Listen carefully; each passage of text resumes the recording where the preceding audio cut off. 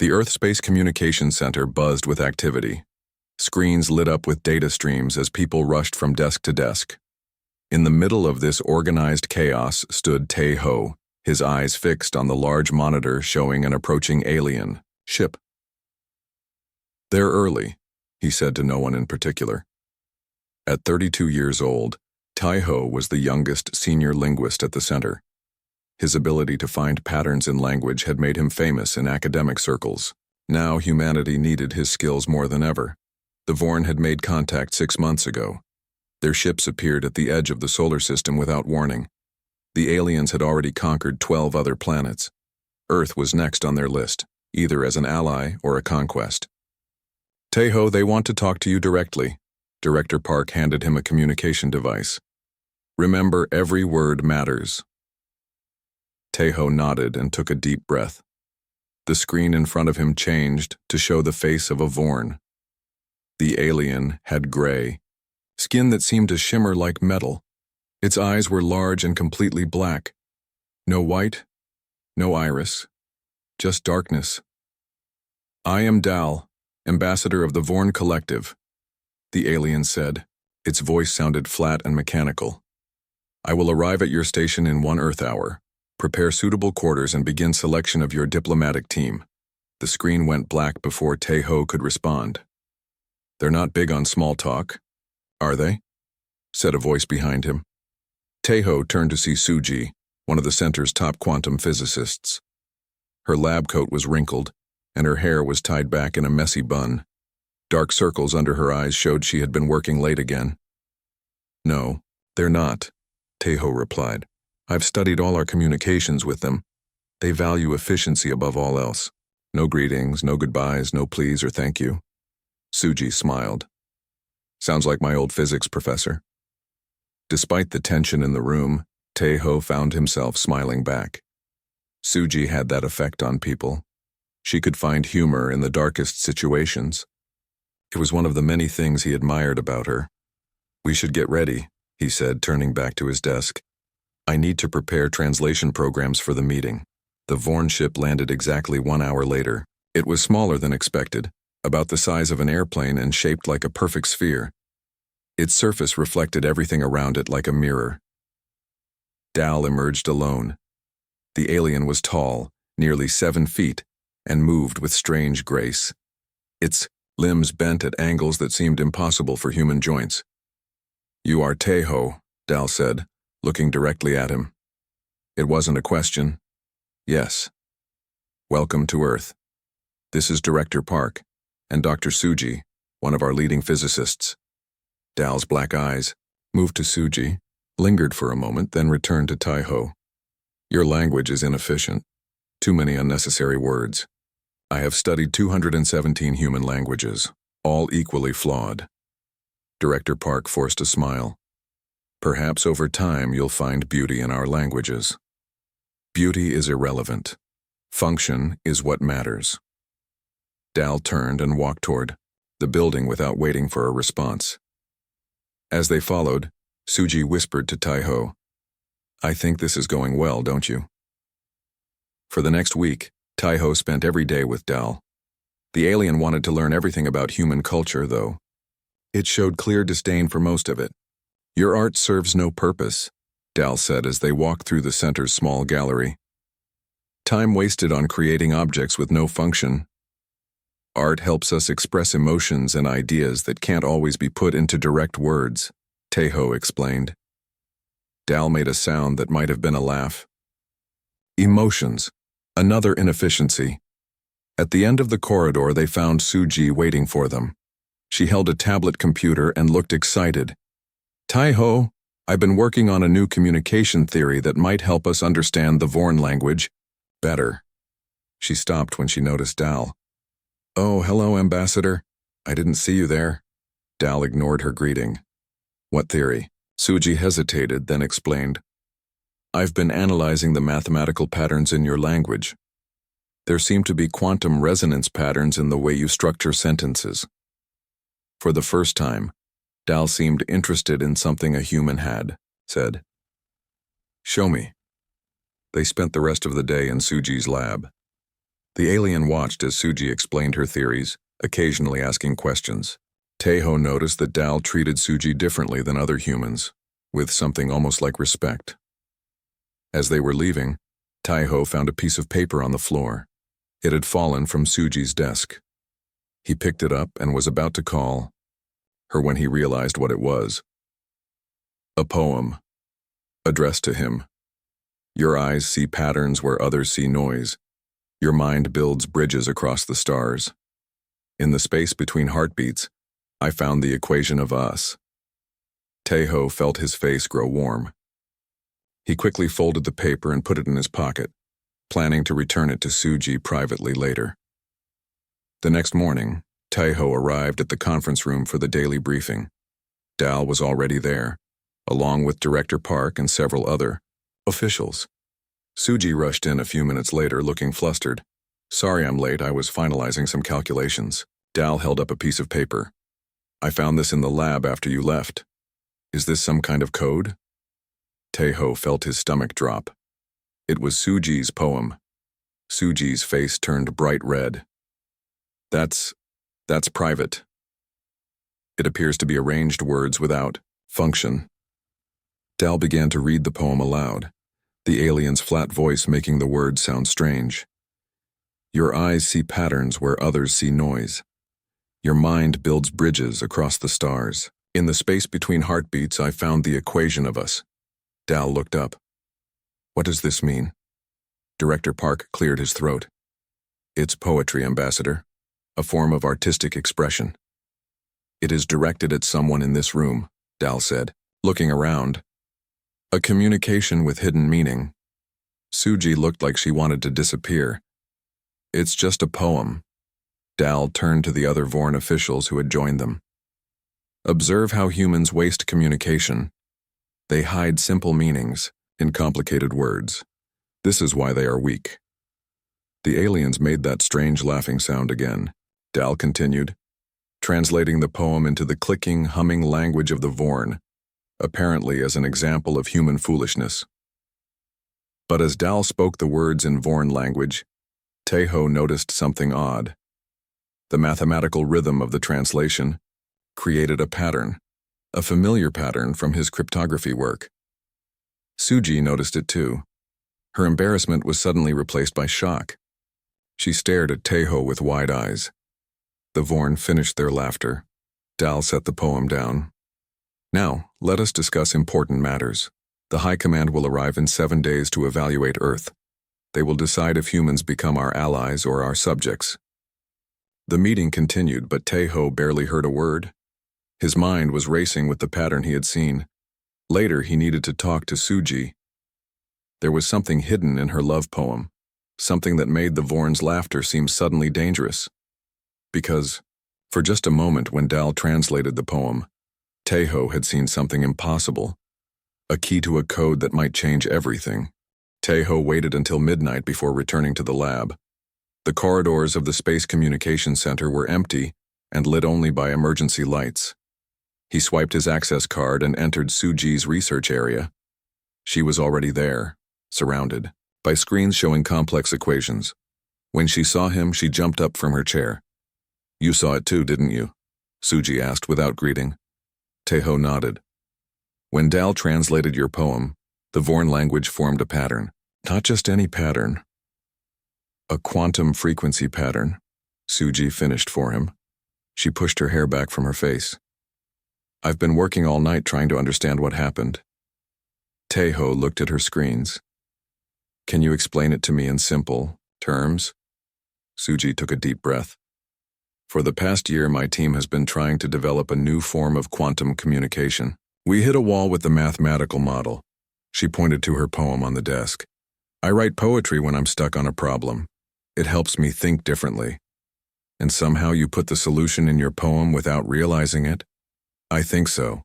Suji looked embarrassed. The poem was personal. I never meant for anyone else to see it. Taeho felt his face grow warm. We can talk about that later. Right now, we need to understand what your poem actually reveals. Suji nodded and turned back to her computer. Look at this. When Dal translated the poem into Vorn language, the sound pattern creates this wave. She showed him a graph with regular peaks and valleys. It's a perfect quantum resonance frequency. What does that mean exactly? It means my poem accidentally describes a specific quantum state, a very specific one. Suji pulled up another screen showing Vorn technology, schematics. These are from our initial scans of their ship. See this energy signature? It matches the frequency pattern in my poem. Taeho stared at the matching patterns. That can't be coincidence. It's not. Suji lowered her voice. I think my poem describes the exact quantum frequency that the Vorn use in their weapon systems. A chill ran down Taeho's spine. How is that possible? I don't know. Suji looked as confused as he felt. Maybe I saw something in their technology during one of the tours. Maybe my brain made connections I wasn't consciously aware of. Taeho sat down heavily in a chair. Dal read your poem out loud, translated it for the other Vorn. If what you're saying is true, then I accidentally revealed something important about their technology, Suji finished. Something they didn't want us to know. The next morning, Taeho met Dal for their scheduled language exchange session. The alien seemed different today, watching Taeho more closely. Your colleague, Suji, did not attend the morning briefing, Dal said. She's working on a research project, Taeho answered carefully. What kind of research? Quantum communication theory. It's very technical. Dal's black eyes seemed to look through him. Humans are not advanced enough for true quantum theory. Taeho kept his face neutral. We're always learning. My superiors have completed their assessment of Earth, Dal said, changing the subject. They believe humans are not a threat. Preparations for integration into the Vorn Collective will begin soon. Integration? I thought we were discussing an alliance. Dal made that strange laughing sound again. Alliances are between equals. Earth will be the 13th planet to join our collective. You should be honored. Taeho carefully chose his next words. And if Earth refuses to join, that would be unfortunate. Dal's voice became even flatter than usual. The 12 previous civilizations all made the wise choice in the end. After Dal left, Taeho rushed back to Suji's lab. She wasn't alone this time. A man and a woman were with her, looking at the screens. Taeho, this is Han and Dai, Suji said. Han is with military engineering and Dai is our best computer systems expert. I've told them what we discovered. Han, a broad-shouldered man with a serious face, nodded at Taeho. We need to understand what we're dealing with here. Dai, a small woman with short hair and quick eyes, was already typing at a terminal. Based on the scans we have of the Vorn ship and the frequency pattern from the poem, I believe we're looking at their weapon system. What kind of weapon? Taeho asked. Han's face was grim. We think they have something called a void cascade. It's theoretical technology that creates a chain reaction at the quantum level. It could destabilize the atomic structure of an entire planet. Taeho felt sick. You mean they can destroy Earth? They've done it before, Dai said quietly. We've been analyzing astronomical data. 12 star systems that used to have habitable planets now show evidence of atomic destabilization, integration or destruction, Taeho muttered. That's what Dal meant. Suji pulled up a new image on the main screen. It showed her poem broken down into syllables, with mathematical values assigned to each part. The rhythm of the words, the syllable count, even the line breaks, they all form a mathematical sequence, she explained.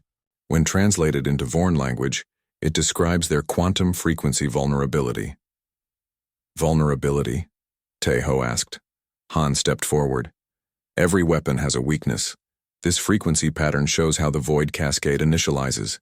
If we can generate the exact counter frequency, we could reflect it back at them, Dai finished, or at least neutralize it. Taeho looked at the three of them. So a love poem might save Earth? Suji blushed again. It's not exactly how I plan to tell you how I feel. For the next 3 days, they worked in secret. Day created a program to analyze the Vorn language patterns from all recorded conversations. Han worked on building a device that could generate the counter frequency. Suji refined her mathematical model. Taiho kept meeting with Dal, trying to gather more information while not raising suspicion. It was becoming harder each day. The alien watched him constantly, as if looking for signs of deception. The High Command will arrive tomorrow, Dal told him during their last meeting. They will announce the terms of Earth's integration. We look forward to meeting them, Taiho said, keeping his voice steady. Dal tilted his head in that unsettling, "Wakir, you have been spending much time with Suji recently." Taiho's heart beat faster, but he kept his face calm. "We're friends. Is that a problem?" "Friends." Dal said the word as if testing it. Another human inefficiency. The Vorn have colleagues and mates. Nothing more is needed. That night the team gathered in Suji's lab for one final check of their plan. Han had built a small device that looked like a regular tablet computer. "It's ready," he said. "If it works, it will detect the quantum signature of the void cascade and generate a counter frequency. But we need to be close to their main ship when they activate the weapon." "How do we get that close?" Taiho asked. Day smiled for the first time since he'd met her. "We don't have to. They're going to broadcast the activation sequence to all their ships. If we can access their communication network, we can send our counter frequency through their own system." Suji looked at Taiho. "And we already have the perfect delivery method. My poem." "Will it work?" Taiho asked.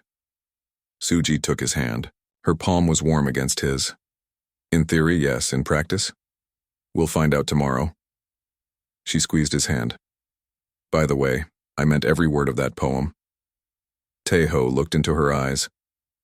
"If we survive this, I'd like to hear you read it to me properly."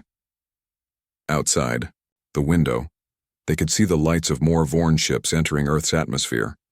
Tomorrow the High Command would arrive. Tomorrow they would find out if a love poem could really save the world. Morning came too quickly. Taiho had barely slept, his mind racing with everything that had happened. He dressed carefully in his formal uniform. Today, Earth would meet the Vorn High Command. He found Suji in her lab, working on final adjustments to the device Han had built. They had named it Echo. "Did you sleep at all?" he asked her. Suji shook her head. Too nervous. She held up Echo. It looked like an ordinary tablet computer. "I hope this works." "Me too." Taiho checked his watch. "The High Command arrives in 3 hours. We should join the welcome committee." Before they could leave, the door opened and Dal entered. The alien's black eyes moved from Taiho to Suji, then to the device in her hands. "What is that?" Dal asked. Suji kept her voice steady. "A data tablet for taking notes during the meeting." Dal moved closer, examining the device without touching it. "It looks different from your standard models."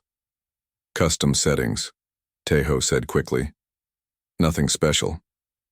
Dal seemed to consider this. "The High Command has moved up their arrival time. They will be here in 1 hour. You are both expected to attend." After Dal left, Taiho let out a breath he hadn't realized he was holding. That was close. "Too close," Suji agreed. "And we have less time than we thought. I need to find Han and Day." The Vorn High Command arrived exactly 1 hour later. Their ship was massive, at least 10 times larger than Dal's. It hovered over the Space Communications Center like a dark moon. 5 Vorn exited the ship. They were taller than Dal, with more elaborate metal-like armor covering parts of their gray skin. The center one wore a helmet that completely hid its face. Director Park stepped forward with a formal greeting. The Vorn with the helmet raised a hand, stopping him mid-sentence. "I am Cole, High Commander of the Vorn Collective," it said in a deep, rumbling voice. "We have completed our evaluation of Earth. Today you will join our collective. We appreciate your interest in an alliance," Director Park said carefully. "But we would like to discuss terms that respect Earth's independence." Cole made a sound like grinding metal. It might have been a laugh. There are no terms to discuss. Integration is not optional. Taeho felt Suji tense beside him. He glanced at her and saw her hand tighten around Echo. Han and Dae stood nearby, their faces grim. Dal moved to stand beside Cole. High Commander, these are the humans I mentioned in my reports, the linguist Taeho and the physicist Suji.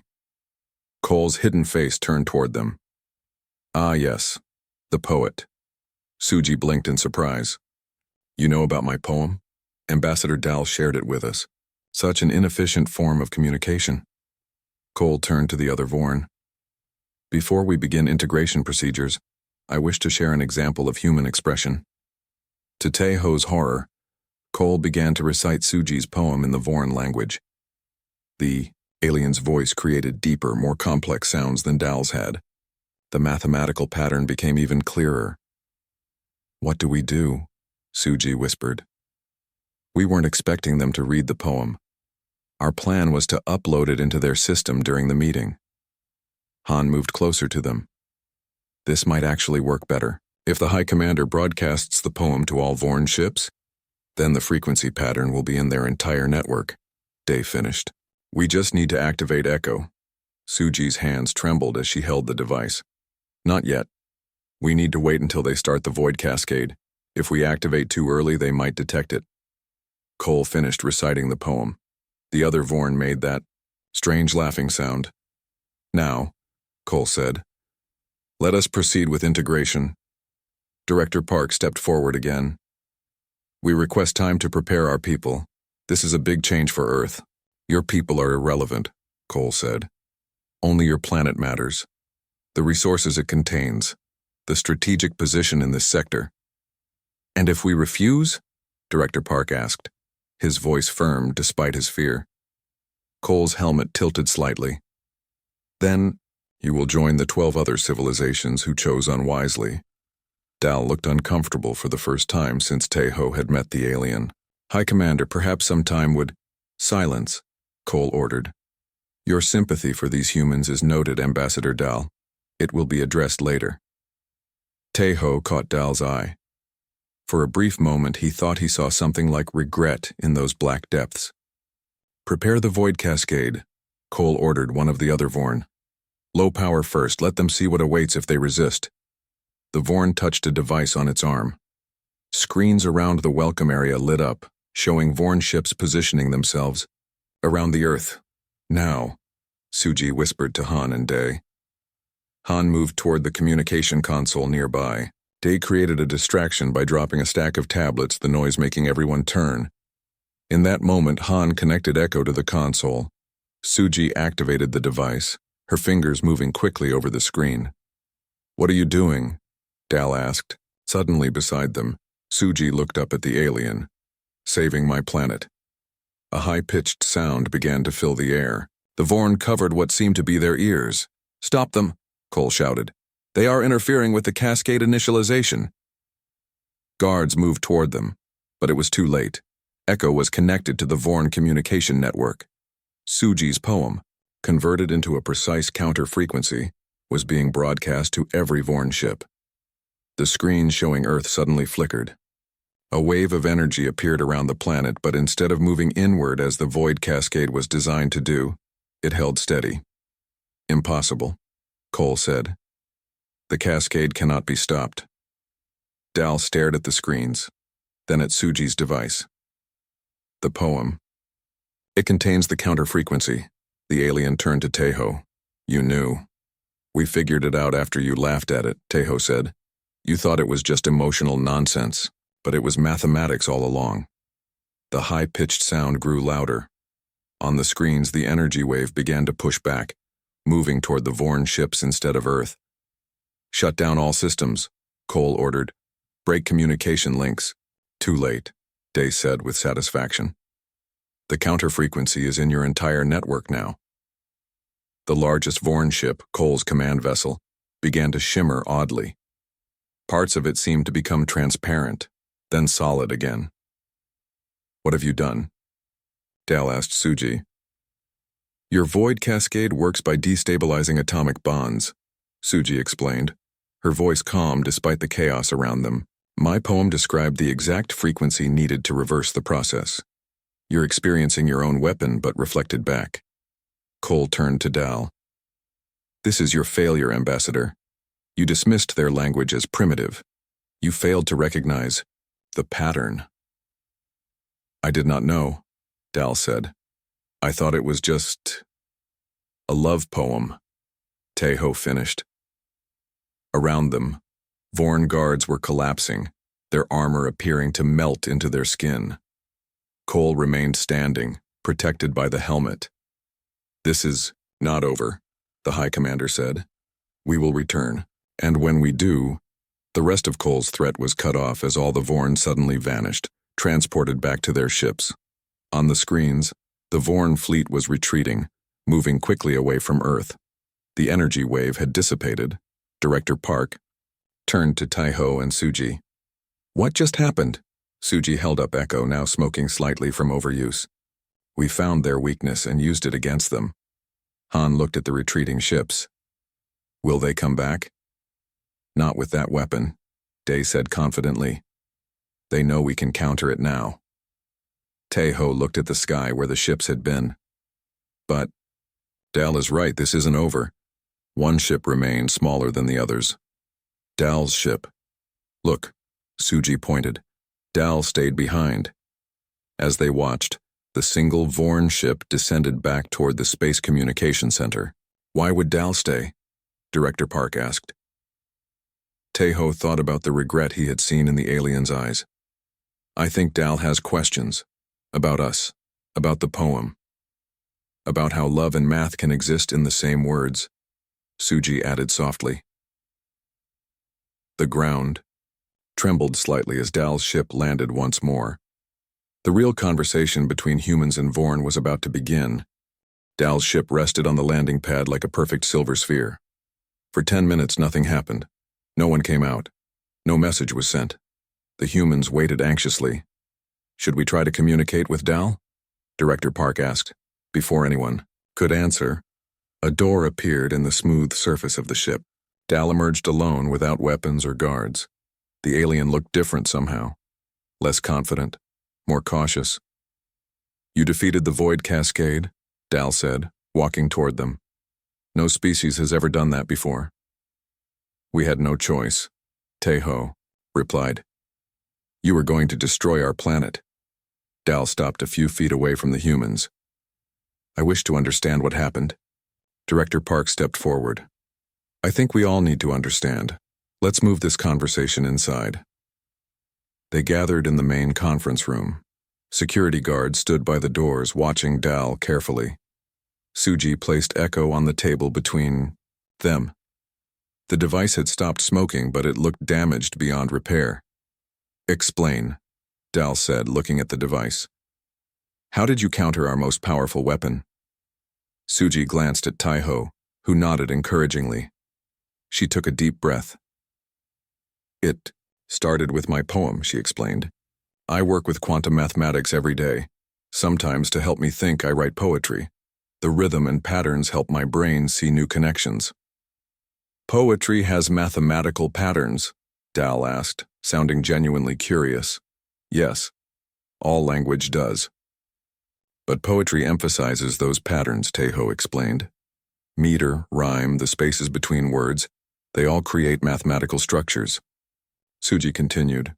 When I wrote that poem, I was stuck on a quantum resonance problem.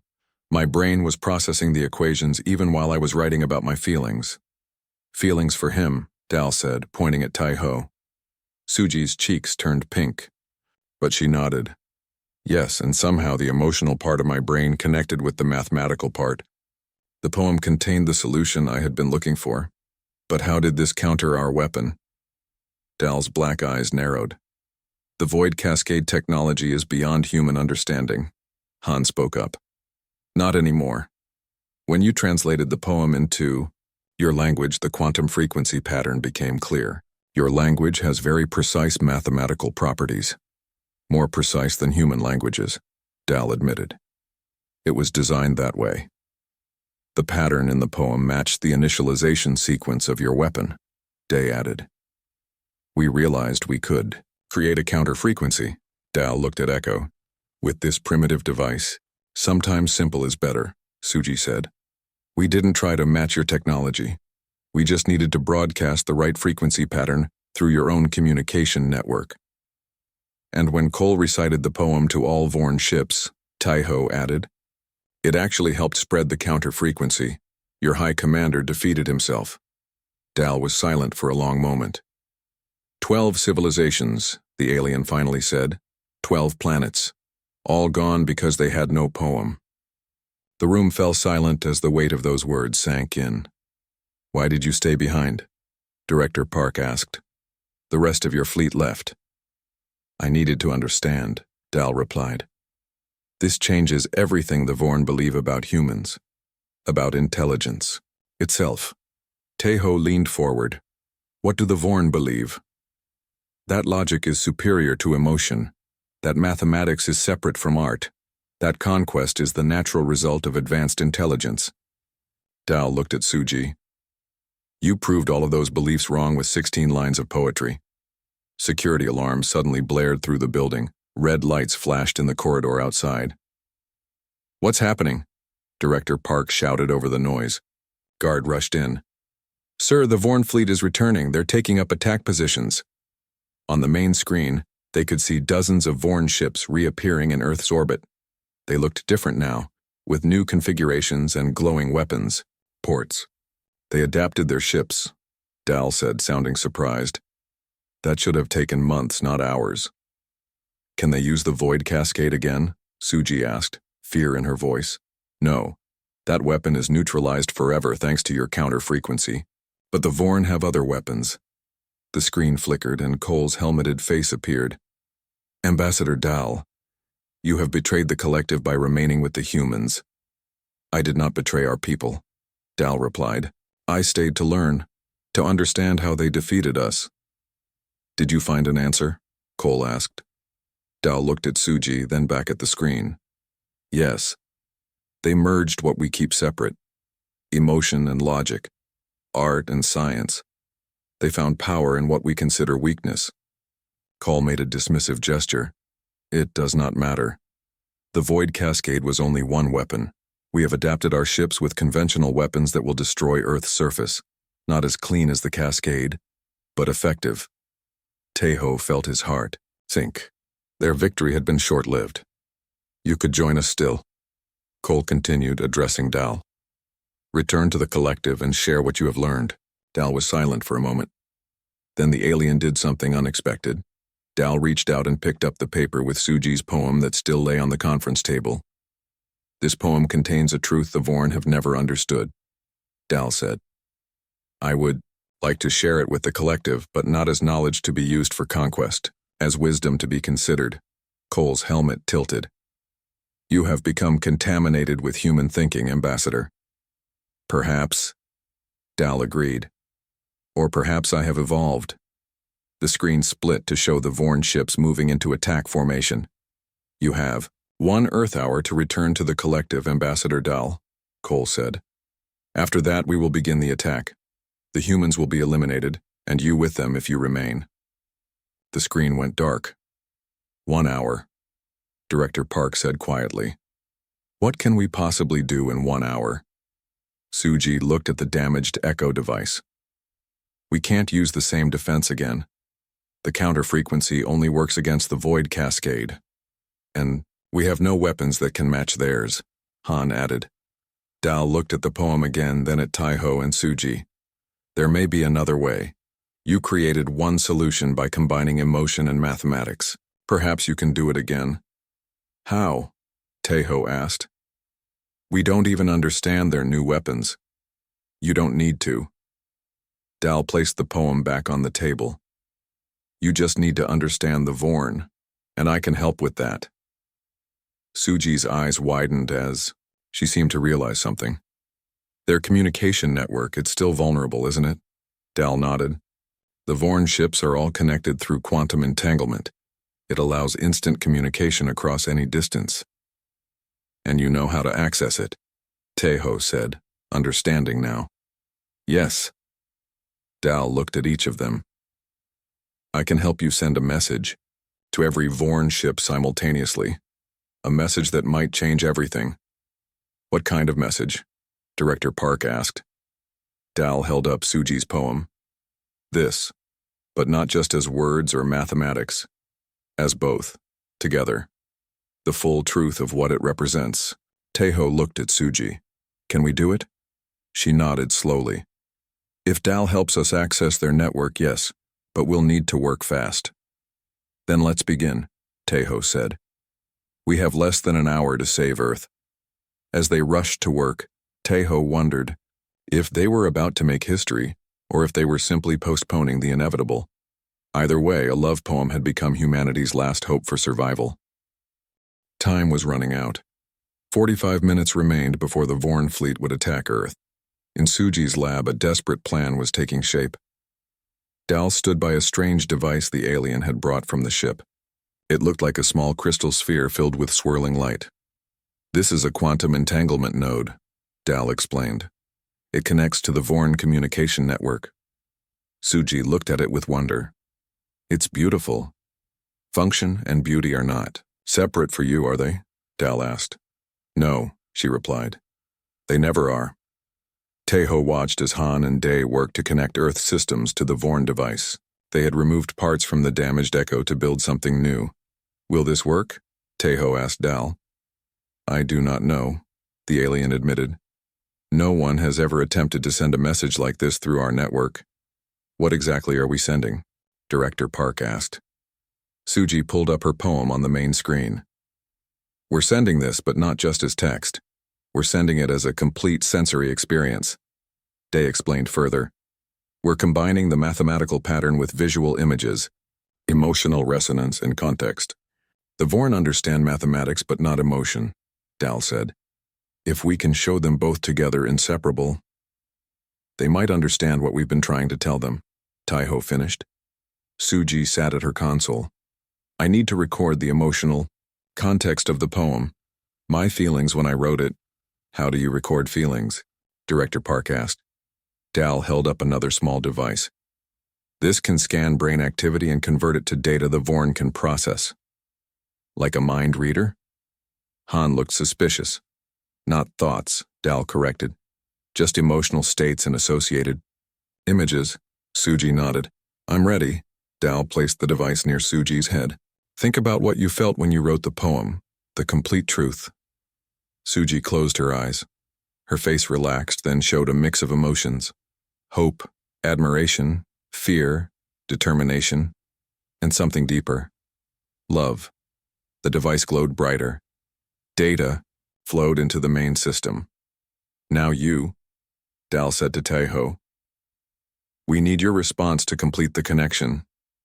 Taeho hesitated, then sat in the chair Suji had just left.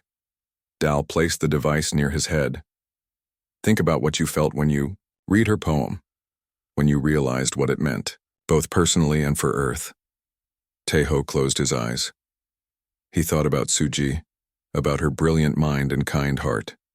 He thought about the moment he realized her love poem might save the planet. Pride, admiration, and his own growing feelings for her filled his mind. The device captured it all. 30 minutes left, Han announced, checking the countdown timer. Day worked quickly at her console. I'm combining the emotional data with the mathematical pattern, adding visual components. On the screen, Suji's poem began to transform. The words remained, but now they were surrounded by flowing patterns of light that represented their mathematical structure. Colors shifted with the emotional data from both Suji and Taeho. It's ready, Day said finally. We just need to send it. Dal connected the quantum node to their system. This will broadcast to every Vorn ship simultaneously. There will be no way to block it. What if it doesn't work? Director Park asked the question no one wanted to voice. Dal looked at him with those deep black eyes. Then I will remain here and face the same fate as Earth. I believe this is worth the risk. Taeho checked the time. 20 minutes left, we should send it now. Suji took his hand. Together, they pressed the activation button at the same time. The room filled with light as the combined message, poem, mathematics, emotion, and truth flowed into the Vorn network. The quantum node pulsed with energy. For a moment, nothing seemed to happen. Then the screen showing the Vorn fleet flickered. The ship stopped moving. Did it work? Han asked. I don't know, Dal replied. I cannot contact the fleet anymore. I've been disconnected from the network. They waited in tense silence. The countdown timer showed 15 minutes, then 10, then 5. When only 1 minute remained, the main screen activated. Cole appeared, but something was different. The High Commander had removed the helmet. For the first time, they saw a Vorn face completely. It looked less alien than they expected. The eyes were still black, but they showed something new. Understanding. Ambassador Dal, Cole said. We received your transmission. And? Dal asked. It was unexpected. Cole seemed to struggle with words. The mathematical pattern was clear, but the emotional component? Was it too foreign? Tejo asked. No, Cole replied. It was familiar, but we have been taught to suppress such responses, to see them as weakness. Suji stepped forward. They're not weakness. They're another kind of strength, another way of seeing. We are beginning to understand that, Cole admitted. The transmission has caused much discussion among the collective. Many Vorn are experiencing emotional responses for the first time in generations. Is that good or bad? Director Park asked. It is change, Cole said simply. And change requires time to process. The timer reached 0. The humans held their breath. We are withdrawing our fleet, Cole announced. Not in retreat, but to consider what we have learned. Earth will remain untouched while we process this new understanding. Relief filled the room. Tejo felt Suji squeeze his hand. And what about Dal?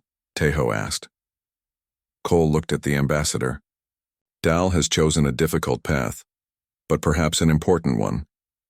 If Dal wishes to remain as a true ambassador between our peoples, the collective will accept this. Dal stepped forward. I wish to stay. There is much to learn from humans, and much to teach them about the Vorn. Cole nodded. Then it is decided. We will return when we are ready for true exchange between our civilizations. The screen went dark. On the other displays, they watched as the Vorn fleet moved away from Earth, not in the hasty retreat of before, but in a calm, ordered manner. Did we just make peace? Han asked, sounding amazed. Not exactly, Dal replied.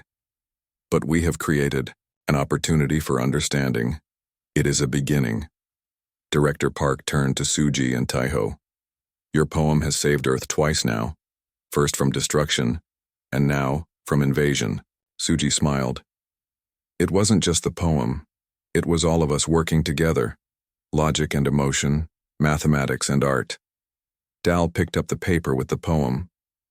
I would like to study this further, with your permission.